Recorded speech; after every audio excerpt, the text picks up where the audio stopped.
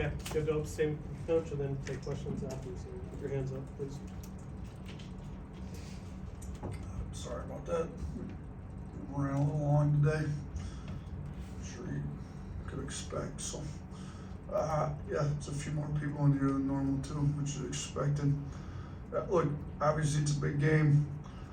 1 versus 2, first time ever in SEC basketball history. A lot of tradition in the SEC. So, you know, we're fortunate to be involved in the first ever 1 versus 2 matchup. We're fortunate it's on our home court. It's great to have college game day here. You know, we've gotten our program to a level that back-to-back years game days come in to do a game here. So proud of our guys, proud of the staff that's assembled this roster. You know, our guys deserve to be on a national spotlight with the way they played, but if we're gonna focus on all that stuff, it's gonna be a big distraction from what we gotta do to win the game. So thought we had a good practice yesterday, today. You know, our guys got their legs up under them on Wednesday. We gave them Wednesday off after that late game in Texas. I think we've had 2 good practices. Darion's finally been able to do some live stuff in practice. He was able to do some live stuff today. We'll see how he looks tomorrow morning and shoot around, and he'll end up being a game time decision, but he looks a lot better than he has at any point in the last month or so. So that'd be good if we could get him back. Look, there's not a whole lot I'm going to say that you guys don't know on this matchup. I mean, Auburn's our rival. They're number 1. They've been number 1 team in the country for a long time this year. They're very good. 6 out of the last 8 championships in the SEC have been either Alabama or Auburn between regular season and tournament. So it's a lot more than just bragging rights in the state of Alabama riding on this game here tomorrow. So, and our guys have the appropriate energy, focus, and I think they'll be ready for this game. Charlie. Yeah, Coach, just with Aiden, obviously this is a big game for him. How have you just seen him approach this week and kind of handle it from a mindset standpoint? Yeah, I mean, obviously he's familiar with their system, their team. He had some really good games here. He's a year older here. You know, he's gotten comfortable in our system. He's playing well in it. It'll be a good, you know, it'll be a big game for him, but he's pretty relaxed, doesn't turn the ball over much. I don't anticipate him doing anything crazy, but he'll be ready to play. I mean, he's been ready to play most of our games all year. Jack. Yeah, Nate, you obviously kind of try and prep for and scout with the same amount of detail for every team, but have you noticed just a little bit of a different energy this week? And, you know, how do you kind of try and manage that, keep players in even keel, but also, you know, knowing there's a big game, you know, kind of embracing that and let him run with it? Yeah, I mean, we made the point before the Texas game talking about, you know, you get ready for big games knowing that there's a big game looming out on the weekend by prepping every game like it's a big game. So we've tried to make that point all along. Like, we do what we do. We give you the same edits. It's not like we got 10 more edits ready for Auburn. And no, we give you our day 1 edit, our personnel edit, our day 2 edit, how we score against them. We're giving them the same edits. Our players know there's a lot more riding on the line as far as national exposure and all that stuff. That's out there. It's not like these guys don't have phones and aren't on social media. They get it. But I think that we also got to understand a win is a win in conference. So a win versus Texas is 1 win. A win versus Auburn's a win. And right now we're just fighting for wins. We're tied with Auburn at the top. This game's a little bigger because a win would mean a win for us and a loss for them. So, you know, it'd give us a little separation, at least a 1-game separation. But, you know, if you win this game and lose the next one, you know, what's the point of winning this one? So we've got to be super locked in to every game. And I think making that point to these guys, you know, it's not like all of a sudden, oh, it's Auburn, we got to go through and get everybody nervous. We played in big games around here a lot since I've been here. I think somebody told me we've got 25 wins against ranked opponents since we've got here. That's a pretty fair amount. I think that ties what they were able to do under Wimp. You know, I mean, we've shoot, my first year here when we were one game over 500, we beat Auburn here when they were the 4th ranked team in the country, if I remember correctly. So we prepare our guys well to play in big games. I don't think overdoing it, getting them extra stressed out helps prepare them to win. We put the scout report in, we get locked in, we execute the scout report, we get a win. Okay. Yeah, you just hit on it with your first Auburn game here. They were top 5 undefeated, so obviously they were kind of in a good spot. But just overall, how much have you seen college basketball grow in this state and this rivalry since you've been here? Yeah, obviously we were not ranked that first year. Started out the year losing a bye game, game 1. Didn't really have the roster to run the system we wanted to run, put it in anyways. Finished one game over 500, but that win against Auburn our first year kind of gave us some life. System can work, will work. We can prepare for big games. We will win big games here. Won a lot of big games since then. We've beat No.1 teams. I'm not sure how many times since we've been here, but it's not the first time we played a No.1 ranked team. I think we beat 2 of them before Christmas a couple years ago. So the first game that we were able to beat them here was big, just to get the program off and running, even though that year wasn't a great year for us. And every game since has been a big game, even if it's the first time ever in the SEC 1 versus 2. They've all been big games because Auburn was coming off a Final Four before we arrived here. You know, we were just hoping to get into an NCAA tournament, and then lucky for us, there wasn't one, because I don't know that we would have got in that first one. So we can still say that we've never missed an NCAA tournament since I've been here, because we've been in every NCAA tournament that's been held. So, you know, the first year got us going a little bit. Second year we won the regular season SEC tournament, and we've been a little up and down since, but more up than down, and Auburn's been very good. Like I said, they were in a Final Four before we got here, and they're #1 team in the country now, and they've won both a regular season and a tournament championship since then. So they've been in the national rankings. We've been the #1 overall seed. We've made a Final Four. We've won 4 SEC tournament championships, 2 regular season, 2 tournaments. There's been more championships won. The last 2 Final Fours in the SEC have been Auburn and Alabama, and this year we're 1 and 2. So the Iron Bowl basketball, if you will, I don't know if that's appropriate to call it that, the in-state rivalry in the state of Alabama, whatever you want to call it, has been increasingly become a national level game, and it's all the way at the top now to where it's 1 versus 2. Like, In your experience in coaching games against Auburn, just how much more intense are they compared to normal games against other teams? I mean, there's rivalries no matter where you go. I played Division III at Maranatha, Baptist College in Watertown. We had a Lutheran College in Watertown, Northwestern. That was a big rivalry. The 2 small D3 schools, those little gyms got packed, and I was a high school coach, you know, in Romulus and our neighboring city, Belleville. Big rivalry game. Those, you know, we were able to beat them my first year. Everybody gets going. They also beat us. Actually, yeah, they beat us more than we beat them for a while. Then you get to Buffalo, you got some rival games, and now you're here. This rivalry's a little bit bigger, a little bit more of a national stage than Romulus Belleville was back in the day. But there's an intensity that comes with rivalry games. I know our fan base would much rather beat Auburn than anybody else in the SEC, as would I. So, but you still have to prepare for, look, if we didn't take care of business against Texas, Arkansas, Kentucky, go down the list, we wouldn't be here where it's 1 versus 2, and we wouldn't be playing for first place. So we've done a good job for the most part. The Ole Miss game we weren't very good in, but we've done a good job having these guys ready to play every game. It's a natural inclination to have a little bit more intensity in this game, even though we're trying to play with max effort every game. I get it. We've been in big rivalries everywhere I've been. This is the biggest of the rivalries I've ever been in, though. Tony. You're facing a National Player of the Year candidate and then one of the best bigs in the nation. You brought in Cliff. Is this the kind of matchup that you bring in a Cliff Omoruyi in for, and the something you struggled with, I guess, last year? Yeah, it's part of it, for sure. We'd like to be able to guard the post one-on-one.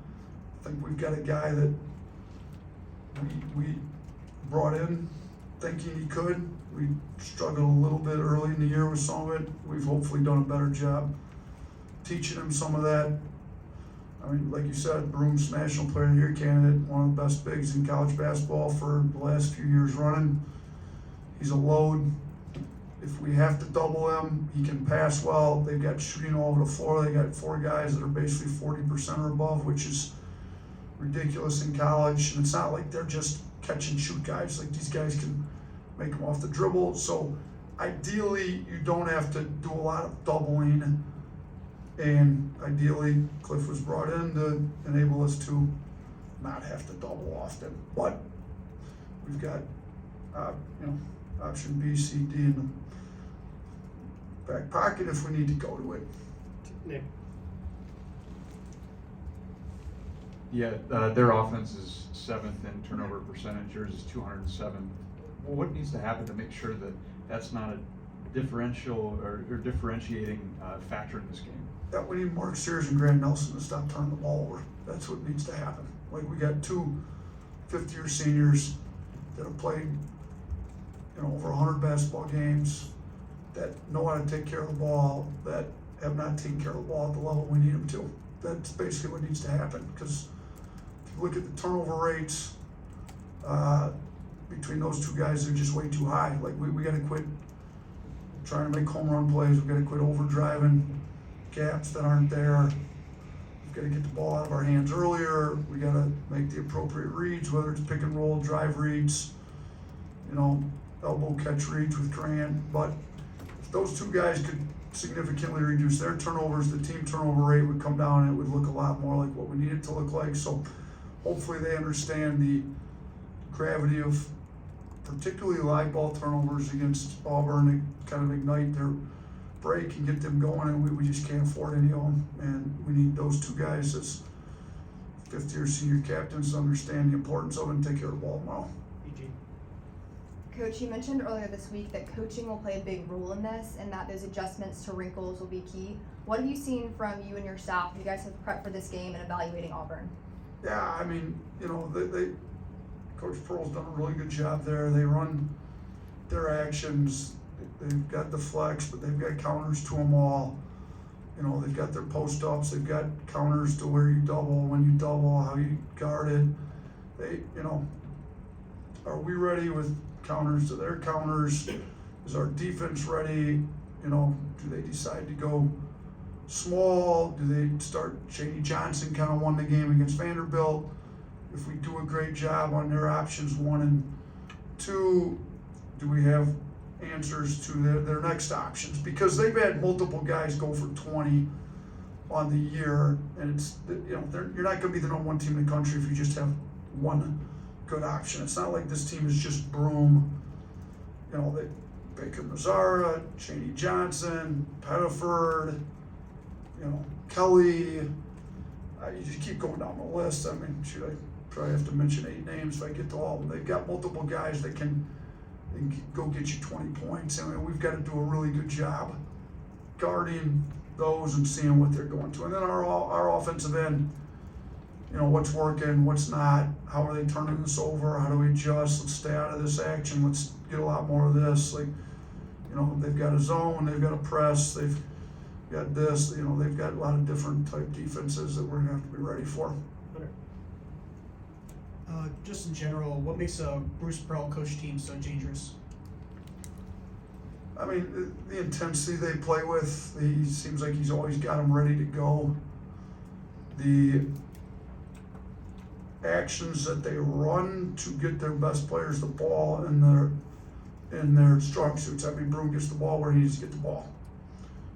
Pettiford, they do a really good job. I mean, he's out of timeouts. They run actions to attack different things you're doing. So, I mean, to me, the best thing that makes them go, though, most great coaches, can they motivate their team to play hard and do the little stuff, the details matter, and they do. Their teams play hard, they get on the offensive boards, they're amped up, they're ready, you know, they turn people over. So, you know, we've got to, I say match the intensity. I hope that they've got to match our intensity, but they do a really good job making sure their guys are motivated and ready to go every game. Chase. I know Herb Jones was a one of a kind player here, but does Mo Diabate remind you of Herb a little bit just by the way that he can defend guards at 6'7"? Yeah, when I recruited Mo, you know, I recruited him on the premise that we took a guy that's pretty similar to you and turned him into an NBA starter, and you know, he got paid. I mean, what Herb signed a $55 million contract, so I thought Mo's the closest guy. It helps. They're both lefties. You get to count too, but it's more the fact that they're tough. They're hard-nosed. They can move. They can guard multiple positions. You know, Herb was a little more. He had played point guard in high school. He was a little more smooth running the one. Mo's a little stronger, more physical. You know, can kind of go to work inside maybe a little bit more. But yeah, they've got a lot of similarities. You know, I've been talking to NBA people are well aware of Diabate. You know, he leads our team in plus minus, leads our team in offensive leverage, which would be crazy to think. You know, but our offense is best when he's in the game because he gets the old boards, he gets guys open, he makes good plays in the pocket. He's been very good for us. Herb was also one of those unsung heroes. I go back to the Auburn game when he's coming off his broken wrist, and we were just so much better. Our plus minus was so much higher with him in the game than the next game against LSU. We just played him like broken wrist or not, instead of trying to get him a minute before timeout on defense, a minute after timeout on defense. Screw it, just play him. So I think Mo's got that same impact on games that Herb had when he was here. Two more. Brian. Coach, I believe yesterday people started lining up in tents outside. We have a news station out there right now, and they said that there's 10 to 15 or 20 tents. What does that mean to have the fans lined up already ready to go for game day? And what's your message to those guys for tomorrow that you need them against Auburn? Yeah, it's pretty cool that you know, it's that important to get into the game, get good seats, get into game day when it opens bright and early in the morning to get your seats for game day. My daughter's a student here. She's making sure I can get her into game day before it fills up. I don't think she wants to camp out to make sure she's got her. She thinks dad's got an in. May or may not. We'll see. But she didn't seem like the camp out type of girl. But I'm glad we do have those that are willing to camp out. I mean, when I grew up, Krzyzewskiville was a big thing. I thought it's super cool.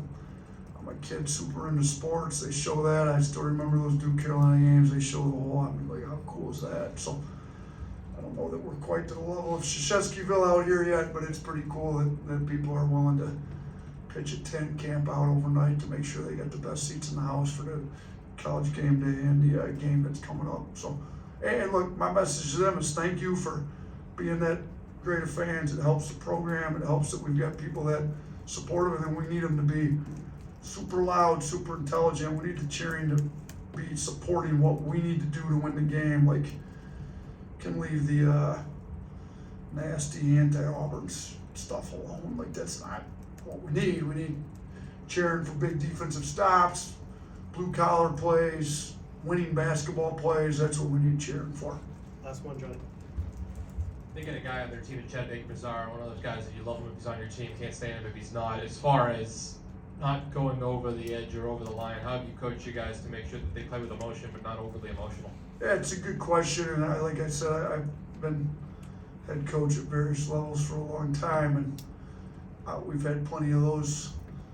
Go back to my Romulus days, whether it's Detroit Pershing or Belleville, and sometimes you're, you know, maybe some of the games you're favored in, and you know it's going to turn into a fist fight, wrestling match. We had a brawl at Belleville one time. I threw my shoulder out trying to tackle somebody out of a fight back then, but hopefully we don't have any of that. You get to Buffalo, you got some wars, Kent State, you know, like all that. Well, my point to all the teams all the time, and it's going to be to these guys as well, is we're not interested in winning a boxing match, a football game, a wrestling match. Like, nobody wins. It doesn't matter. Like, there's a score on the scoreboard, and the points are scored for the ball going through the rim, and we need to beat them on the scoreboard. All the other stuff, there's no points for a takedown in wrestling. There's no points for a knockout. That's not what we're doing here. So let them try to win the boxing match, wrestling match. We're gonna win the scoreboard. We walk out of here, winners on the scoreboard, and that's what. So anything that takes away from winning on the scoreboard is losing basketball. So retaliating to something dumb is losing basketball. Let the refs catch them doing it. And I mean, Baker Mazar is a very good player, makes tough shots, can make big time electric plays, but they got beat by Yale in the first round without him because he got tossed early in the game. Like, whether they agree that he should have been or not, I don't really have an opinion on all that. The point is he wasn't in the game to play with his team when they needed him against Yale. So we had an incident with Mo D grabbing an ankle, or like that stuff's unnecessary, unneeded. I made that point extremely clear to Mo. We don't need that. Like, Mo, you're tough enough. You make tough offensive rebounding plays, tough defensive plays. Those are the tough plays we need, not the extracurricular dumb stuff. If I don't know. I mean, I'm sure that Bruce is an unbelievable coach. I'm sure he's had his talks with Chad, and I'm sure Chad has been a lot better this year because they need him on the floor. So, yeah, maybe he's into it and all that, but we're just going to try to win the basketball game. We're not going to try to win anything else tomorrow. Thanks, Coach. Thanks, everyone. Thanks, Coach.